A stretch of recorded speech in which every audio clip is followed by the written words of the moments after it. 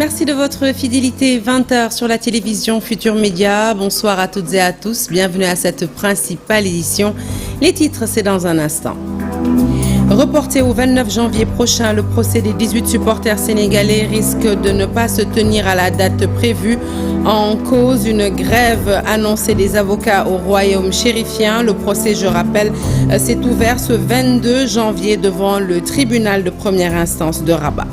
La hausse des taxes municipales annoncée par la mairie de Dakar Plateau fâche l'UNACOIS. Ses membres pointent du doigt une mesure insupportable pour les acteurs du commerce et sollicitent l'intervention des autorités pour rectifier le tir. Dans cette édition, ce gros coup de filet de la douane sénégalaise, plus de 7 tonnes de produits interdits à la consommation ont été incinérés. La saisie est évaluée à plus de 300 millions de francs CFA. Les gabelous sont déterminés à mettre fin au trafic illégal qui sévit dans la zone nord. Enfin, signature d'une convention entre le COJOJ et l'AIBD. L'objectif, la mise en valeur de la destination Sénégal dans le cadre de la préparation, mais aussi de la tenue des Jeux. Compte rendu de cette cérémonie de signature de convention, ce sera en fin d'édition. Voilà pour les titres. Le développement, c'est tout de suite.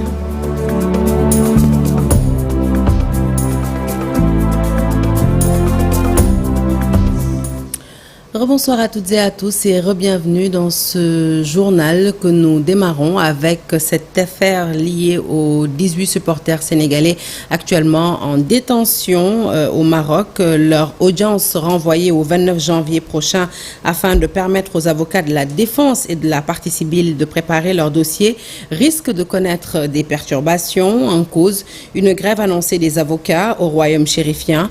Les mises en cause, je rappelle, avaient été interpellées après les débordements survenu dimanche lors de la finale Maroc-Sénégal disputée à Rabat.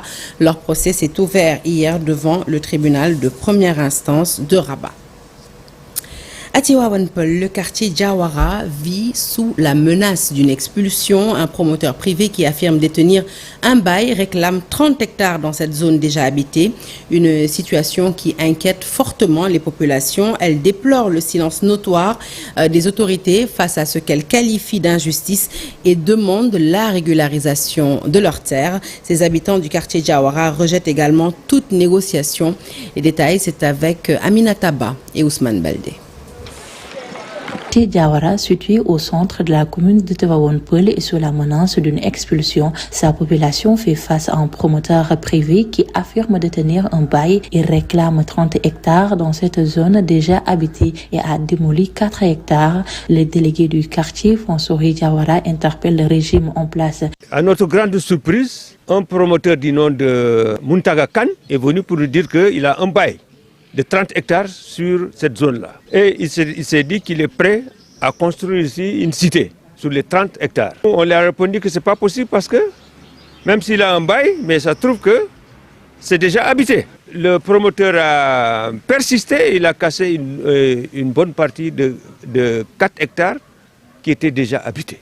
Selon le délégué du quartier, le promoteur avait déjà formulé une première menace en 2012. À l'époque, les autorités administratives et les services en charge du foncier avaient rejeté ce projet. Et le sous-préfet a convoqué les populations, les représentants des populations et différents services de l'administration, le cadastre, le bail, etc. Et tout le monde était contre ce projet pour la bonne et simple raison que le quartier est déjà habité. Cette situation plonge les habitants du quartier Diawara dans l'inquiétude. Ils demandent une seule chose au gouvernement du Sénégal, la régularisation de leurs terres. Deïsé Nabossi, habitante du quartier. Nous vivons une situation très difficile. Ce que nous déplorons aussi, c'est le silence de l'État par rapport à cette situation. Parce que la situation a perduré depuis 2012. L'État avait déjà pris ses engagements pour dire qu'on n'a qu'à laisser ce projet-là. Faisons la négociation. Nous voulons que l'État nous aide à récupérer notre titre foncier. L'association regroupant les 59 délégués de quartier de la commune de Tivaouane Peulh a également apporté son soutien aux populations de Diawara. Les délégués disent non à toute démolition d'habitation et s'engagent pleinement dans ce combat.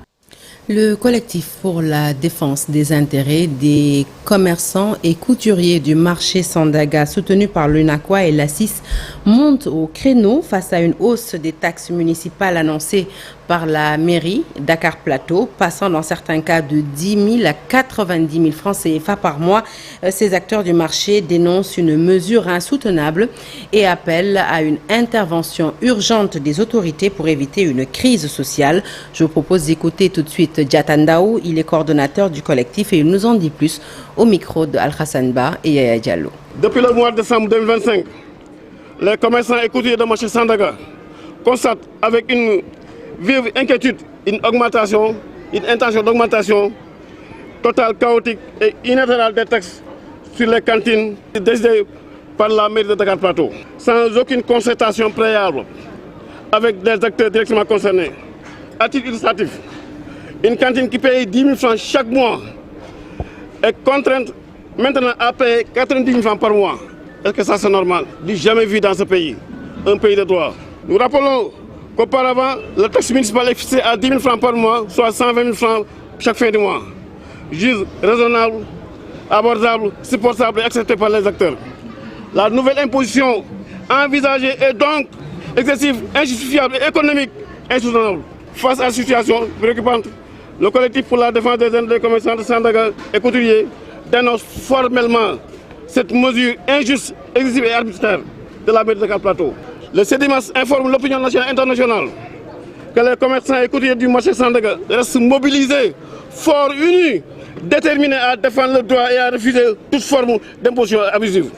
Nous exigeons l'arrêt immédiat et sans condition de cette intention d'augmentation chaotique des taxes municipales. Nous appelons solennellement les autorités compétentes à intervenir d'urgence de corriger cette situation et d'éviter les tensions inutiles entre la mairie de Dakar Plateau et les commerçants de marché Sandaga. À Yen, la pêche, principale source de revenus des populations, est aujourd'hui en danger. Surexploitation des ressources halieutiques, effets du changement climatique et manque de régulation font planer une grave incertitude sur l'avenir des pêcheurs. Face à cette situation préoccupante, la structure Solimo a organisé un panel d'échange, donnant ainsi la parole aux experts et aux populations pour alerter, mais aussi et surtout réfléchir à des solutions durables. Compte rendu Abdou Diouf Diagne. À Yen, la pêche, principale activité économique des populations, est aujourd'hui menacée. La surexploitation des ressources halieutiques combinée aux effets du changement climatique fragilise durablement le secteur. Toutefois, selon les spécialistes, la ressource peut se reconstituer à condition d'adopter pour une gestion collective, responsable et anticipée. Un débat que la structure Solimo a tenu à poser. Son directeur s'en explique. C'est une population de pêcheurs. Et puisque c'est une population de pêcheurs, et tout le monde dit actuellement qu'il y a la rareté de ressources halieutiques, il était important, au-delà des émotions, au-delà de la passion, d'appeler des scientifiques, des chercheurs et les acteurs pour discuter sur ce phénomène qui est considéré comme nouveau, même si nous savons que depuis des années maintenant, les gens parlent de la rareté des ressources halieutiques. Pour donner la bonne information sur la raison de la rareté des ressources halieutiques. Prenant part au panel, Babacar Gueye Diop, journaliste et spécialiste des questions de pêche, a pour sa part interpellé l'État. Il appelle à un meilleur équipement des services en charge de la pêche, aujourd'hui confrontés à un cruel manque de moyens. Pour pouvoir apporter des solutions au problème de la pêche, il faut d'abord faire un bon diagnostic. Et si les entités qui doivent faire ce diagnostic, en tout cas, n'ont pas beaucoup de moyens, je ne vois pas comment on pourra régler les problèmes de la pêche. Il y a aussi le problème des chiffres, la fiabilité des chiffres qui posent problème.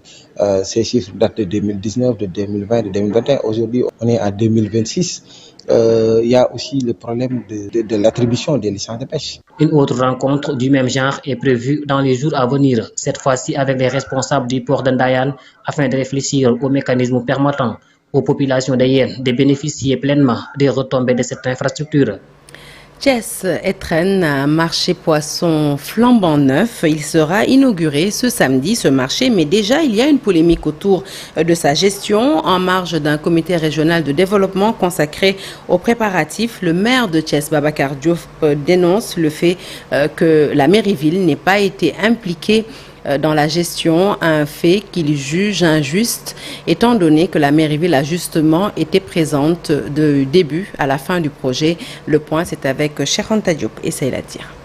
S'apprête à inaugurer son nouveau marché aux poissons samedi prochain. Au cours d'un CRD spécial préparatoire, le secrétaire général du ministère des Pêches et de l'économie maritime a rassuré les Thiessois que toutes les dispositions ont été prises pour une bonne ouverture du marché. Pour discuter des modalités afin qu'on puisse vraiment rendre l'outil opérationnel et fonctionnel au service des acteurs. Donc c'est la raison pour laquelle je suis là, sur instruction de Madame le ministre. C'est une infrastructure qui va permettre de mieux rendre accessible le poisson, les produits halieutiques aux populations, mais aussi contribuer aussi à mettre à disposition des produits de très grande valeur. Au-delà des activités économiques et de la création d'emplois, le marché nous permet aujourd'hui de pouvoir désencombrer le marché central de Thiès, de pouvoir désencombrer certaines artères qui ont été occupées par les micro-marailleurs, mais aussi surtout de pouvoir garantir un espace sain,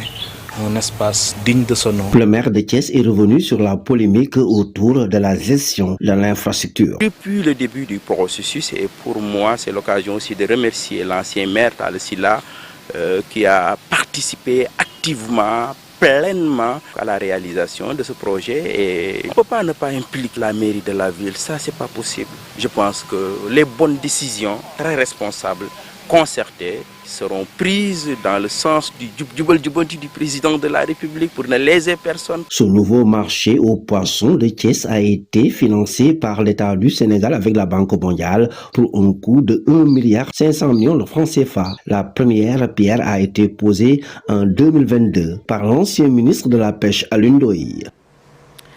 À la une de l'actualité, c'est 7 tonnes de produits prohibés, dont des médicaments, du chanvre indien, des billets noirs et des produits impropres à la consommation qui ont été incinérés par la douane du Nord. La saisie est estimée à plus de 300 millions de francs CFA. Le directeur des douanes du Nord a assuré que toutes les dispositions sont prises pour désormais barrer la route aux trafiquants qui sévissent dans les régions de Saint-Louis, Louga et Matam. Reportage Ousseynou Diop et Habib Sek. La direction régionale des douanes du Nord a procédé à l'incinération de plus de 7 tonnes de produits prohibés, de faux billets, de drogue et de médicaments, estimés à plus de 300 millions de francs CFA. 628 cartons de faux médicaments d'un poids de 6 tonnes 966 kg, 613 cartons de produits alimentaires d'un poids de 1 tonne 700, 72 cartons de cigarettes, du chanvre indien, des faux billets, 549 coupures de $100. La capacité de mobilité de la douane a été renforcée ces derniers mois, ce qui a permis à l'administration d'atteindre les objectifs assignés par les autorités. Ces saisies ont été effectuées par l'administration des douanes, plus particulièrement la direction régionale des douanes du Nord, grâce aux moyens engagés par l'administration des douanes dans le cadre du programme de réforme de nos services, notamment le PROMAD. Le gouverneur de la région de Saint-Louis a salué le travail remarquable de la douane et de toutes les forces de défense et de sécurité. Il a promis une punition aux malfaiteurs. Nous les avons détruits pour montrer à l'ensemble des acteurs que tout produit illicite est destiné à être saisi et à être détruit. À quelques jours de la journée internationale des douanes, la direction régionale des douanes du Nord, qui regroupe les régions de Saint-Louis, Louga et Matam, a donné le ton. La douane a invité les populations à collaborer avec les forces de l'ordre pour mettre fin aux agissements des personnes mal intentionnées.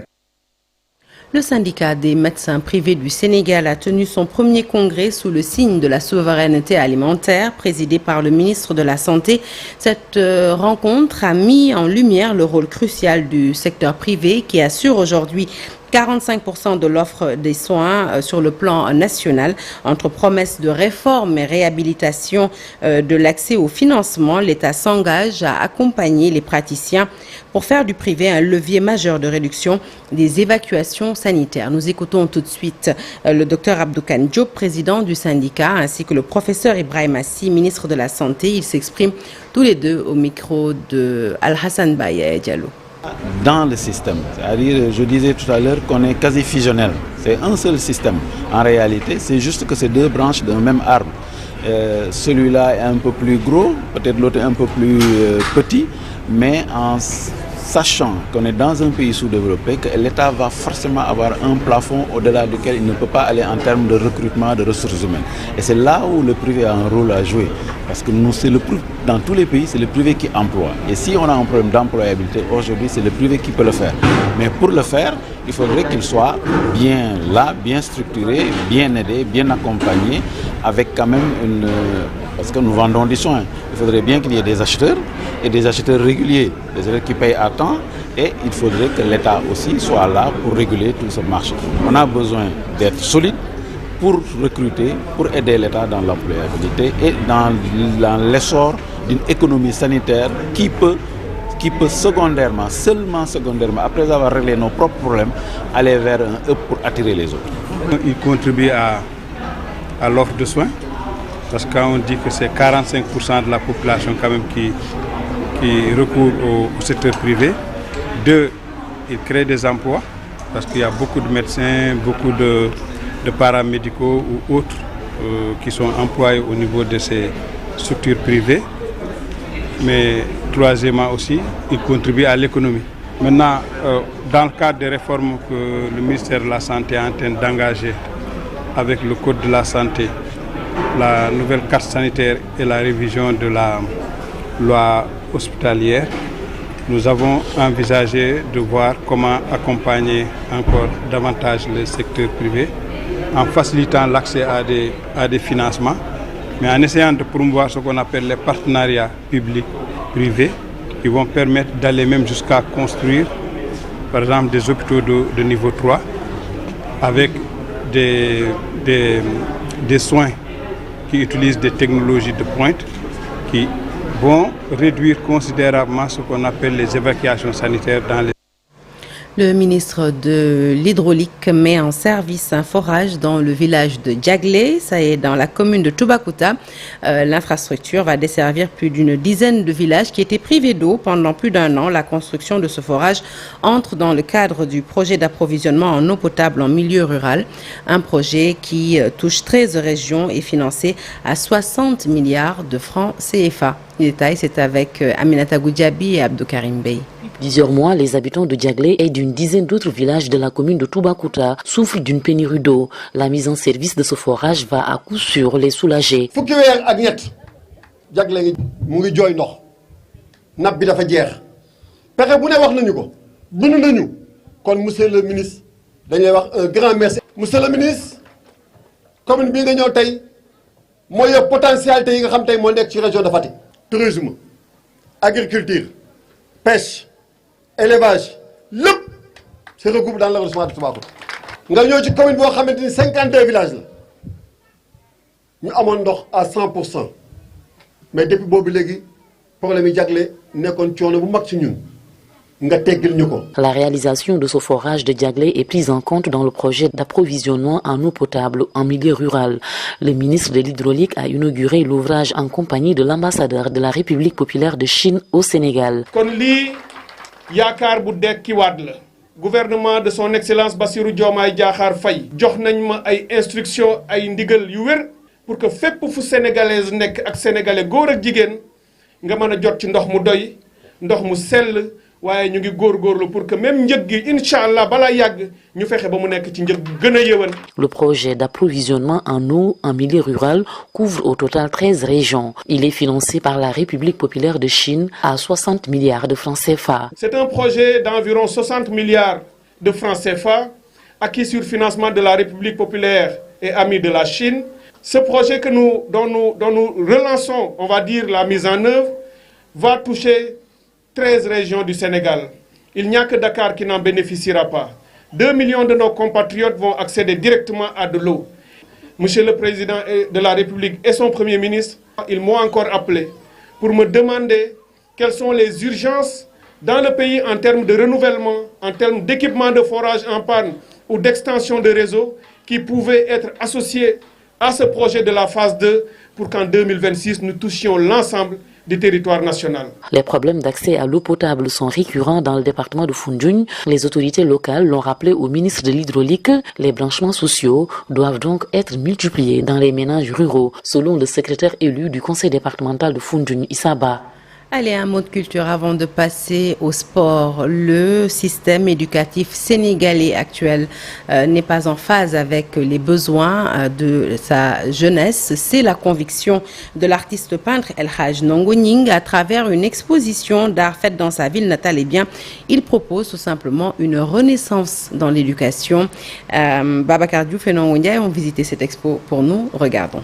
Son premier projet, c'est de mettre son art au service de l'éducation nationale. L'artiste peintre bambéois El Hadj Ndongo Gning a voulu transmettre son message au public bambéois à travers une exposition. Élaboré aujourd'hui, c'était sur la renaissance de l'éducation, la manière dont on doit avoir une population aussi capable pour venir faire l'exposition de ce pays, pour venir faire l'évolution de ce pays, parce que d'après nos pensées, d'après aussi nos enquêtes et nos études, on a vu que dans ce pays, notre problème principal, ça se repose sur l'éducation. La manière dont on éduque, la manière dont notre système éducatif est forgé, parce que notre système éducatif est assez médiocre pour faire l'évolution de ce pays, assez médiocre pour transformer une population à ce qu'il soit capable de faire l'évolution de ce pays. Et notre culture aussi, parce que déjà, pour ce qui s'agit de l'évolution d'un territoire, c'est l'ensemble de la population qui doit faire l'évolution d'un territoire. Et l'ensemble de la population de ce pays, je pense que nous ne sommes pas assez efficaces pour faire l'évolution de ce pays. Un événement royalement ignoré par les autorités locales regrette ce prodige de la ville de Bambey. Tout le monde aussi. Oui, je pense que depuis 2 mois, on a fait le maximum possible pour convoquer, pour inviter tous ceux qui sont des autorités administratives.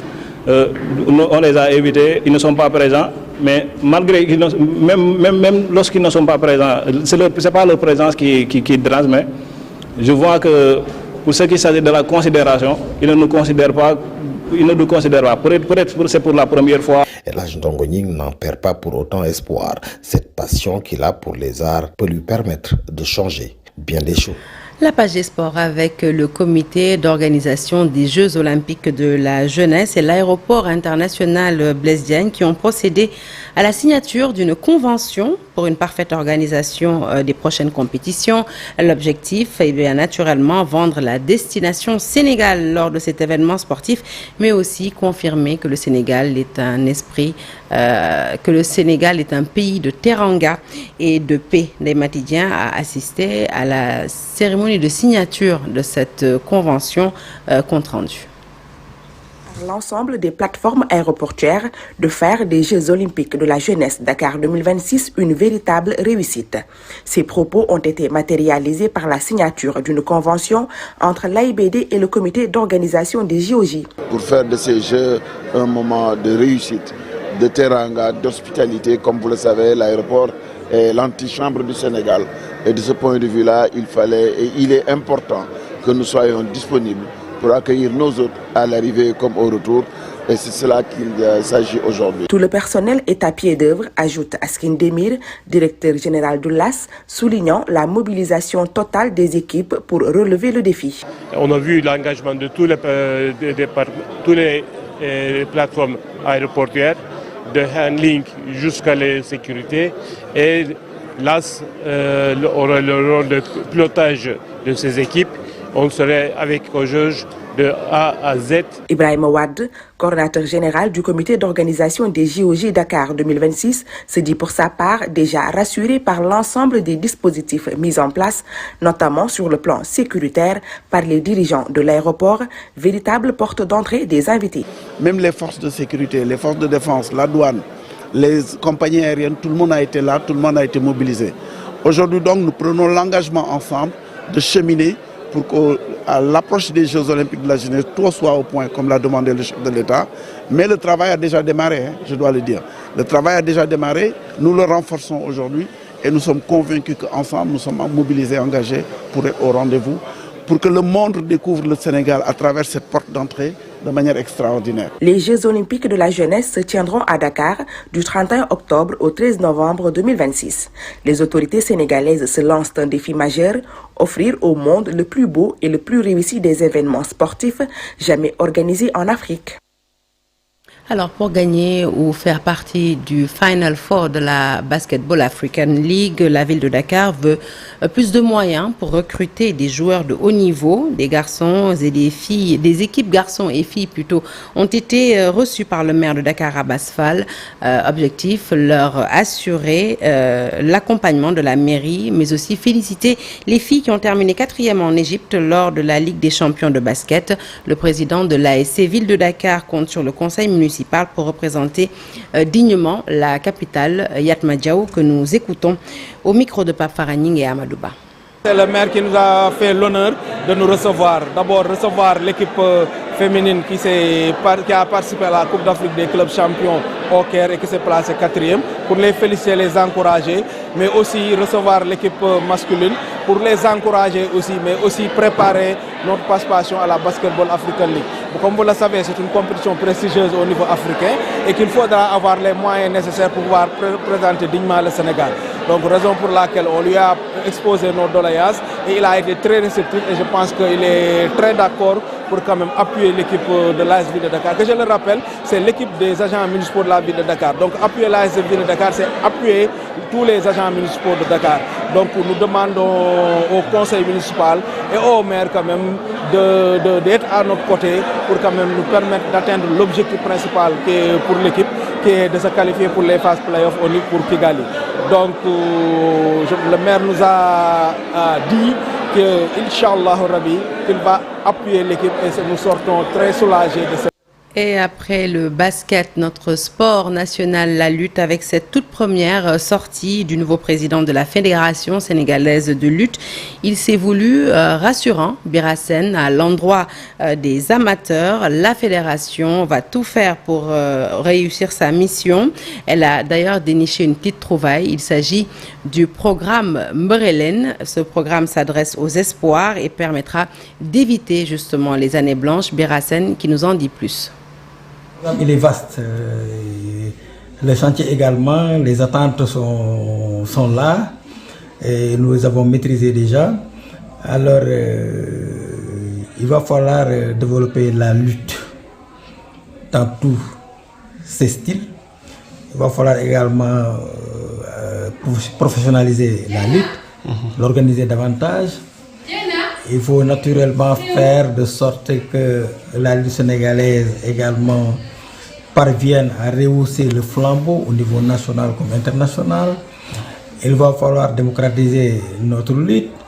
Il faut également qu'elle soit vraiment inclusive davantage et que chaque acteur y trouve non seulement son compte, mais sa voix, sa part de responsabilité et également une parcelle, n'est-ce pas, à gérer. Et il va falloir naturellement qu'on fasse de sorte que les jeunes Sénégalais qui ont opté de pratiquer ces disciplines sportives trouvent non seulement les moyens de la pratiquer, mais trouvent, n'est-ce pas, l'environnement nécessaire pour la pratiquer et les occasions.